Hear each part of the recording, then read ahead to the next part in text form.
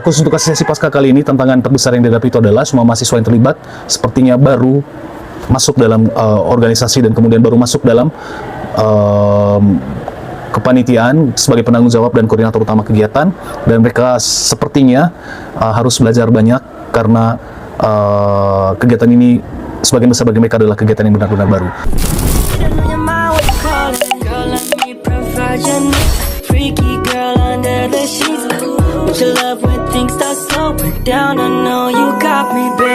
Terima kasih sudah mempercayai saya untuk melakukan wawancara. Dan wawancara ini berkaitan dengan pelaksanaan asistensi pasca yang baru saja dilaksanakan oleh program studi pendidikan bahasa Inggris. Untuk kegiatan pasca tahun 2025 kali ini, kegiatan asistensi melibatkan 4 lokasi. Yang pertama adalah stasi Koit Paroki Mukun, yang kedua itu Paroki Colol, kemudian yang ketiga stasi Copu Bekina, dan yang keempat itu stasi Vol Paroki Datak.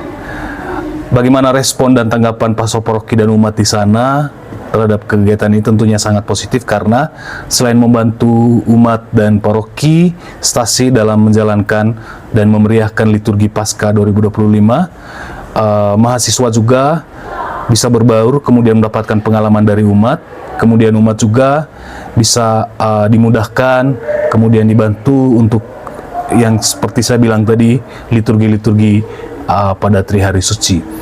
Kemudian tanggapan lain adalah tanggapan positif. Semoga kegiatan asistensi pasca ini tetap berjalan dengan continue secara berkelanjutan, supaya bisa membantu dan tetap membawa citra dari Unika Santo Paulus Ruteng, ciri khas dari Unika Santo Paulus Ruteng yang selalu menjalankan asistensi setiap Paskah dan Natal. 4 lokasi ini tentunya didampingi oleh 4 pendamping yang berbeda. Di stasi Wol didampingi oleh Romo Ignas Roy Semana, kemudian di stasi Copu didampingi oleh Ibu Olga dan para Profiro, kemudian di Colol didampingi oleh saya sendiri, Pasen, dan di Koit itu didampingi oleh Pater Remundus. Beda.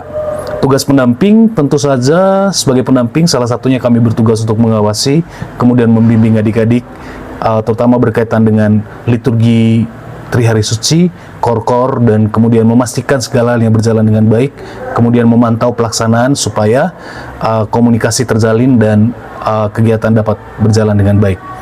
Kegiatan latihan itu full dilakukan selama kurang lebih 1 bulan, dan tugas pendamping adalah memastikan semua anggotanya pada 4 lokasi yang berbeda tersebut menjalankan tugasnya dengan baik dan mengkomunikasikan segala hambatan dan tantangan selama proses persiapan ini terjadi. Dan kemudian pada saat pelaksanaan, tugas pendamping itu mendampingi, tentu saja mereka turut serta bersama adik-adik, karena tanggung jawab sebagai pendamping itu sangat besar. Dan sejak mahasiswa turun ke lapangan, para pendamping juga ikut turun dan pulang sesuai dengan jadwal yang sudah ditentukan.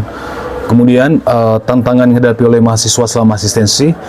Khusus untuk asistensi pasca kali ini, tantangan terbesar yang dihadapi itu adalah semua mahasiswa yang terlibat sepertinya baru masuk dalam organisasi dan kemudian baru masuk dalam kepanitiaan sebagai penanggung jawab dan koordinator utama kegiatan, dan mereka sepertinya harus belajar banyak karena kegiatan ini sebagian besar bagi mereka adalah kegiatan yang benar-benar baru. Tetapi puji Tuhan, ada 3 kelas angkatan 2023 yang sudah pernah menjalankan asistensi sebelumnya, jadi mereka bisa belajar. Cuma tantangannya itu ada pada tingkat 1, ada 4 kelas, kemudian ada 2 kelas yang lokasinya itu anggota di dalamnya itu semuanya tingkat 1. Tentu saja tantangan itu berkaitan dengan kemampuan manajerial mereka dalam mengelola situasi, kemudian mengelola kegiatan dan lain sebagainya. Dan puji Tuhan, kesulitan itu sudah dimitigasi dan sampai selesai pelaksanaan asistensi pasca tidak ditemukan hambatan yang berarti. Tantangan yang kedua tentu saja jumlah kelompok yang besar. Ini baru pertama kali program studi pendidikan bahasa Inggris itu mengirimkan 4 delegasi untuk 4 lokasi yang berbeda. Biasanya maksimalnya itu 2 tempat dengan jumlah yang tidak terlalu banyak.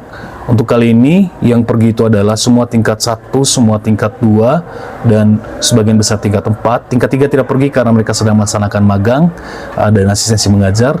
Dan untuk mengakomodir jumlah kelas yang sangat besar ini tentu menjadi hambatan bukan hanya bagi para koordinator, para komisaris-komisaris, tapi juga bagi para pendamping. Kemudian penyediaan fasilitas yang harus dilaksanakan dengan sangat cepat karena jumlah anggotanya sangat banyak dan fungsi kontrol dari masing-masing koordinator itu benar-benar diuji.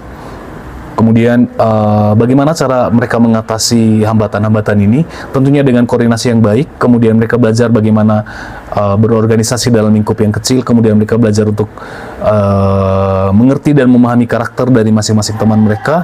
Dan saya pikir soft skill ini sangat penting bagi mereka ketika mereka nanti akan turun ke lapangan dan bertemu dengan situasi yang nyata, baik itu di masyarakat maupun di lingkungan paroki. Apakah ada evaluasi atau refleksi? Evaluasi sampai hari ini belum dilaksanakan, tetapi akan dilaksanakan. Sementara sheet form untuk refleksinya sementara dibuat oleh Prodi yang nanti berguna untuk feedback, masukan yang diperlukan untuk kegiatan asistensi pasca selanjutnya atau asistensi Natal, yang kemudian bisa membuat kegiatan ini bisa menjadi lebih baik dari sebelumnya. Evaluasi kegiatannya ini rencananya akan dilakukan serempak bersama 4 kelompok.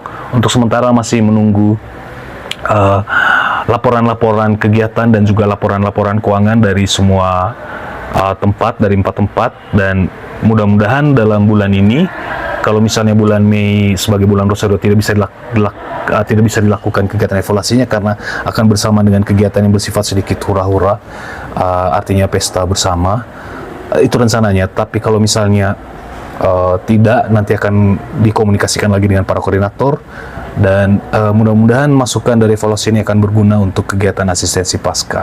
Terakhir, saya sebagai sekretaris program studi dan juga pendamping memiliki kesan yang sangat positif berkaitan dengan kegiatan ini. Anak-anak belajar banyak hal di luar kelas, mereka belajar mengasah kemampuan mereka untuk berkomunikasi, kemudian mengatur teman, dan mereka memiliki mereka juga mengembangkan soft skill mereka, karakter mereka ketika berada di masyarakat. Mudah-mudahan asistensi pasca berikutnya akan lebih baik, dan saya pikir belum terlambat untuk mengucapkan selamat pasca untuk kita semua. Terima kasih.